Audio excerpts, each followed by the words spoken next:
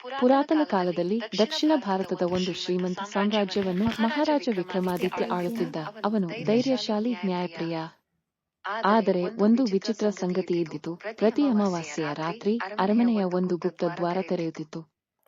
ಆ ದ್ವಾರದಿಂದ ಮಹಾರಾಜ ಒಬ್ಬನೇ ಹೊರಟು ಹೋಗುತ್ತಿದ್ದ, ಯಾರಿಗೂ ಹೇಳದೆ, ಯಾರಿಗೂ ಕಾಣದೆ. ಅರಮನೆಯಲ್ಲೆಲ್ಲಾ ಕುಸುಕುಸು ಶುರುವಾಯಿತು.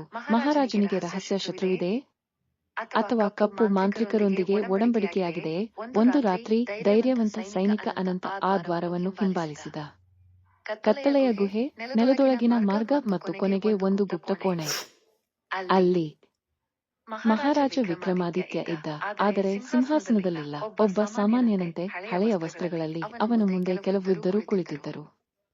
ಅವರು ಸಾಮ್ರಾಜ್ಯದ ಬಡಜನರು. ಮಹಾರಾಜನು ಮೌನವಾಗಿ ಅವರ ನೋವುಗಳನ್ನು ಕೇಳುತ್ತಿದ್ದ. ಅನಂತನಿಗೆ ಸತ್ಯ ತಿಳಿಯಿತು. ಮಹಾರಾಜನ ಮೌನವು ಭಯದಿಂದಲ್ಲ, ಜನರ ಕಣ್ಣೀರನ್ನು ರಾಜಸಿಂಹಾಸನದಿಂದ ಕಾಣಲು ಆಗದಿದ್ದ